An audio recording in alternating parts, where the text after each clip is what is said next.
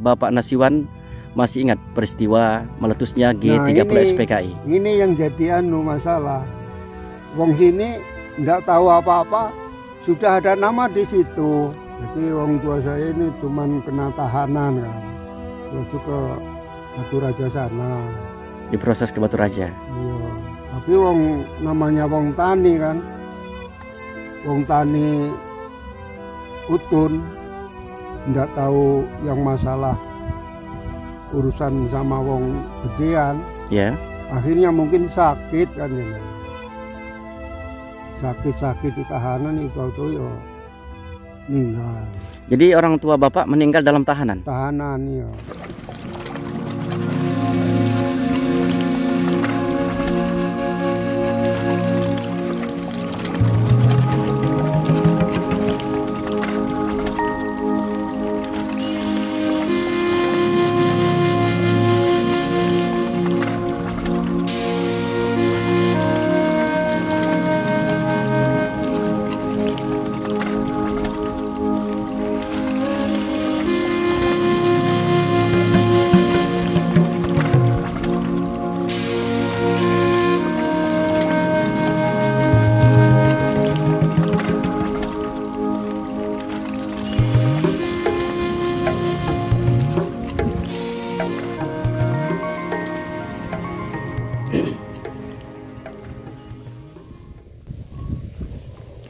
Assalamualaikum Pak. Waalaikumsalam.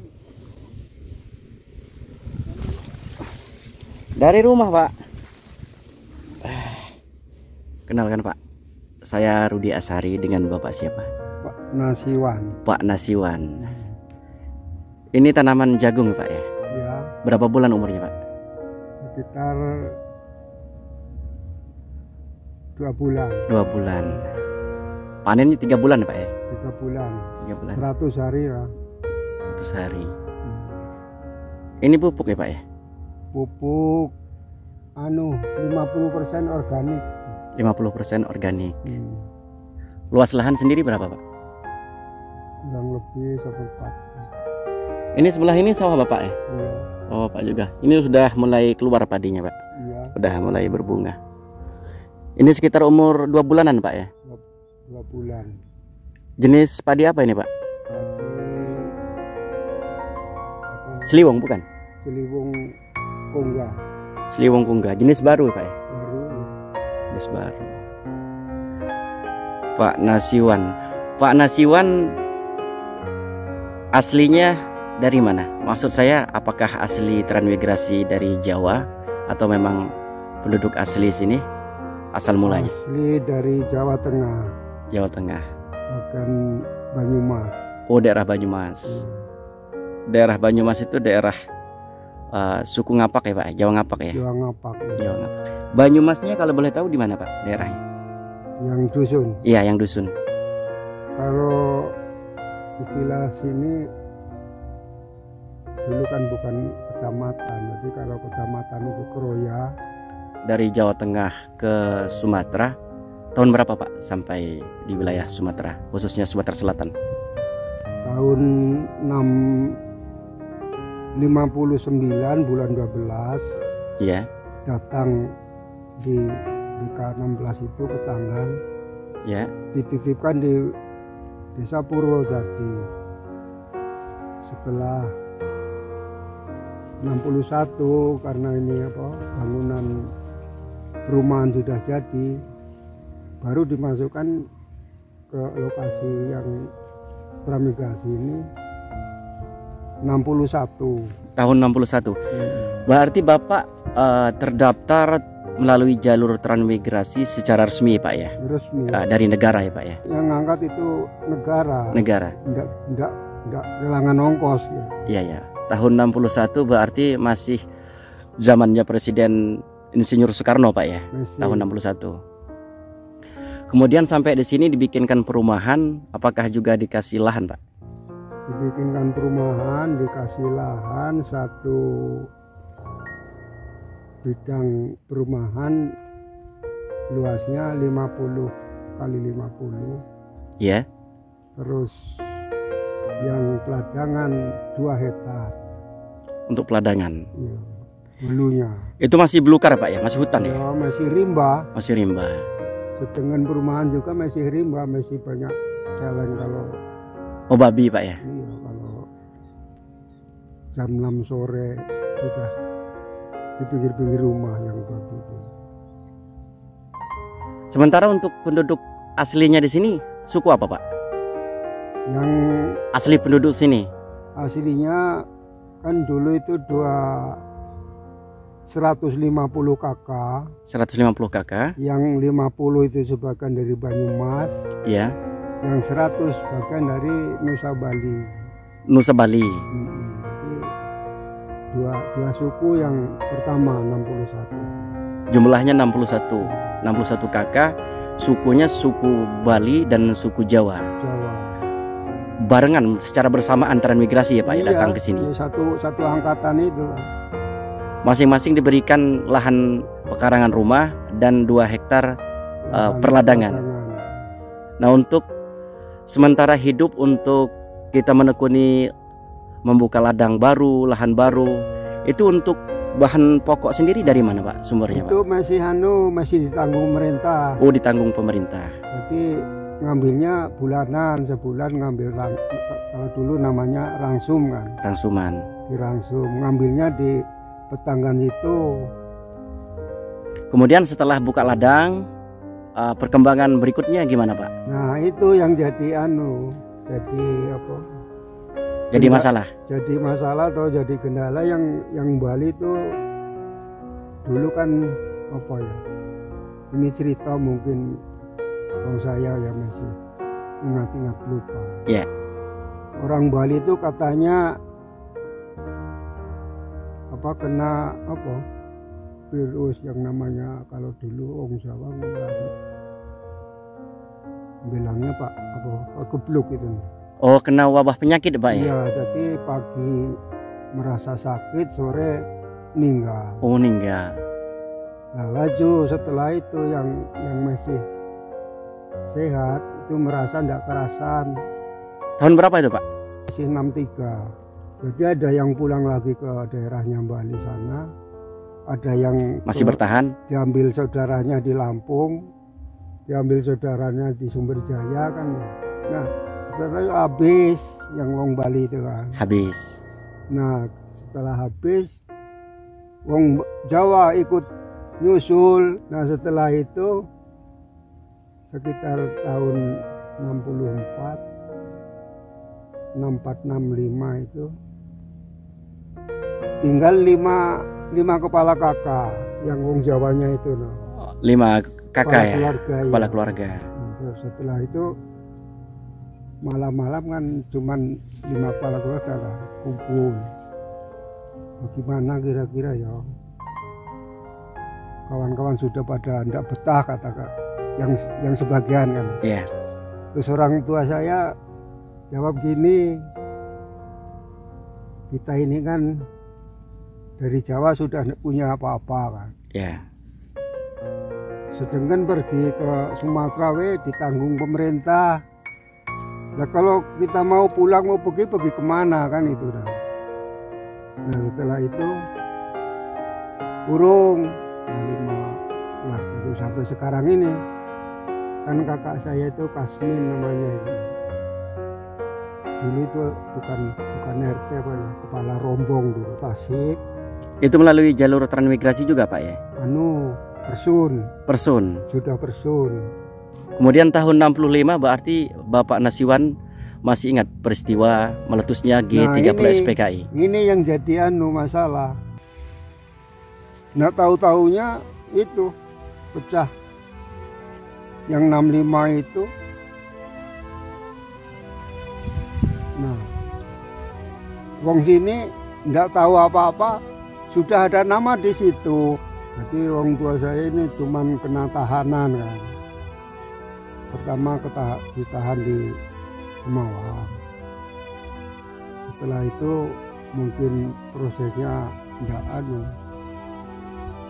mungkin ya putus di situ kan. Terus ke Batu Raja sana. Diproses ke Batu Raja. Iya. Tapi wong namanya wong tani kan. Wong tani utun ndak tahu yang masalah urusan sama wong gedean. Ya. Akhirnya mungkin sakit kan ya. Sakit-sakit di tahanan itu yo meninggal. Jadi orang tua bapak meninggal dalam tahanan? Tahanan ya. Wong sini semua yang lima-limanya itu kena semua, yaitu gara-gara yang minjem itu tadi. Padahal orang tua bapak Nasiwan itu enggak terlibat dalam gerakan 30 enggak. PKI ya Pak? Enggak. Bukan anggota komunis ya Pak ya? Bukan, artinya apa? Katanya yang tiba-tiba sudah tercantum dalam data ya Pak? Ada nama di situ, tahu-tahu kena panggilan itu. Kembali ke orang tua bapak Nasiwan tadi yang meninggal dunia dalam penjara. Sementara untuk jasad almarhum apakah dipulangkan ke rumah bapak atau dimakamkan di sana di Batu Raja? Bapak sendiri tahu makamnya? Oh, belum tahu ya. Jadi ketika orang tua bapak Nasiwan itu meninggal dalam penjara, apakah dari pihak kepolisian memberitahu keluarga atau gimana? Kalau petugas itu saya rasa cuma nggak ada, cuman tahunya mulut ke mulut gitu. Dari rombongan transmigrasi dari Banyumas, Jawa Tengah, kemudian juga ada yang dari Provinsi Bali datang ke Sumatera. Bagaimanakah respon pribumi sini, penduduk asli di sini setelah ada kedatangan saudara-saudara transmigrasi dari Jawa? Respon mereka apa? Awalnya toh agak saling silang perasaan kan, yang macam-macam. Akhirnya setelah tahun 64 65 itu sudah nyatu sama wong sini. Dan lagi yang orang pribumi sudah menyadari lah, malah yang artinya yang tua-tua itu ikut juga masih saran-saran, memberikan apa yang dibutuhkan. Ini lahan jagung sama persawahan ini apakah termasuk lahan daerah transmigrasi juga? Bukan?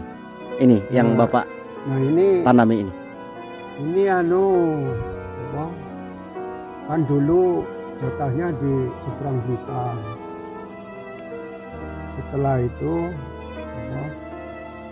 penduduk itu merasa kesulitan membukanya kan. Akhirnya di sini ijolan yang dari seberang sana. Oh, ditukar ya Pak ya? Iya. Sering ke Jawa Pak? Aku belum pernah. Belum pernah ke Jawa malah. Semenjak transmigrasi Bapak Nasiwan belum pernah menginjakkan kaki ke tanah Jawa. Tidak tahu ya Jawanya sekarang macam apa, tapi kalau dilihat dari mata hati sampai sekarang masih ingat. Masih ingat ya? Iya, pola-polanya, pola kasar. Tapi kalau didatangi mungkin sudah tidak tahu lagi, lupa. Sudah berubah ya Pak ya? Jelas berubah, total mungkin. Nah setelah panen, tahu-tahu katanya ini di Dolok sana sudah tutup. Alasannya Pak ya? Sekarang ini padi turun drastis murah. Itu bukan sekali dua kali, tiap panen. Nah ini yang jadi masalah. Wong tani tanggungnya ya di situlah. Punya lahan sedikit, waktu ngelolanya ya masih diutang. Alasannya nanti bayar panen. Setelah panen yang padi itu harganya turun total.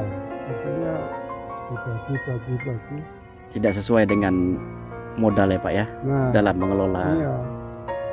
Dibagi-bagi artinya terus ya kadang pas, kadang ada turun sedikit. Setelah itu mau ngelola lagi sudah putus lagi kan. Kehabisan modal. Tiap tahun ya begitu kebanyakan. traktor nanti panen. Terus Sementara obat-obatan mahal ya Pak ya? obat-obatan yaitu kalau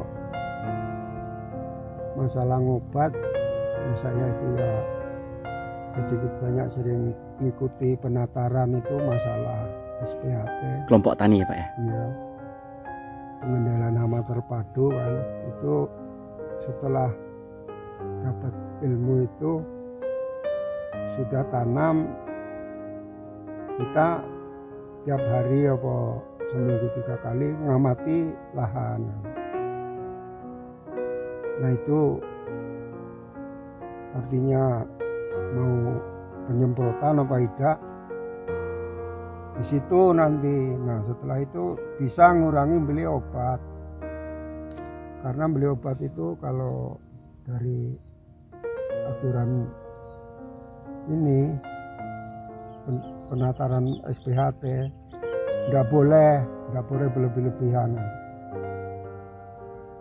sederhana tapi tepat sasaran.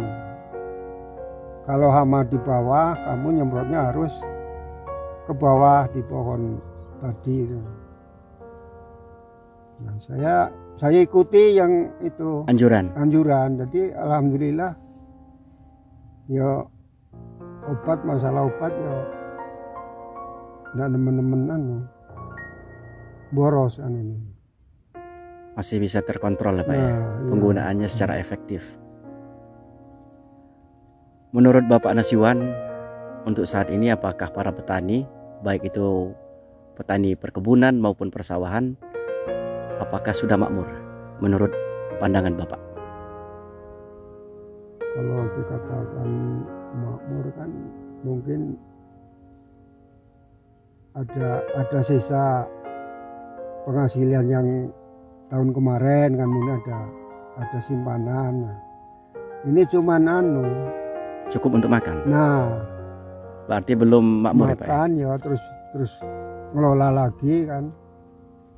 Sebagian masih ada itu bekal.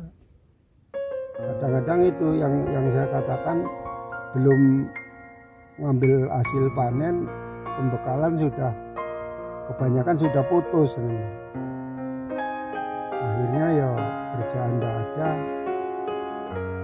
ya arahnya juga terus pinjam untuk modal lagi Pak ya? Untuk nyambung makan itu nunggu panen.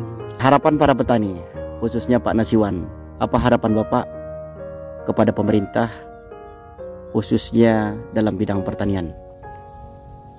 Ya, kalau dalam bidang pertanian saya rasa harus dikontrol nian masalah pengurusan pupuk. Kadang-kadang kan katanya sudah dikelompok, akhirnya datang pupuk kan sudah diatur dari gudang. Setelah turun ke kios, tahu-tahu katanya sudah tidak kebagian. Maaf ini Pak Nasiwan ya, tidak dibagi rata itu Pak, apakah ada oknum yang tidak beres atau gimana itu Pak, menurut prediksi Bapak Nasiwan? Nah, kalau ditelusuri ya mungkin di situ letaknya, yang karena ada oknum-oknum yang nakal ya Pak ya? Ya karena di pusat katanya sudah diatur kan, masing-masing kelompok kan sudah 25 anggota, kan mungkin ada di situ kan. Baik kan Pak Nasiwan, terima kasih atas bincang-bincangnya. Mohon maaf udah mengganggu aktivitas Bapak. Mudah-mudahan hasil panen bulan ini melimpah, amin, berkah dan bermanfaat. Amin. Begitu juga dengan Bapak Nasiwan. Mudah-mudahan senantiasa diberikan kesehatan, amin, keluarganya bahagia, diberikan umur yang panjang, berkah dan bermanfaat. Amin, sama-sama. Insya Allah di lain waktu kita jumpa lagi.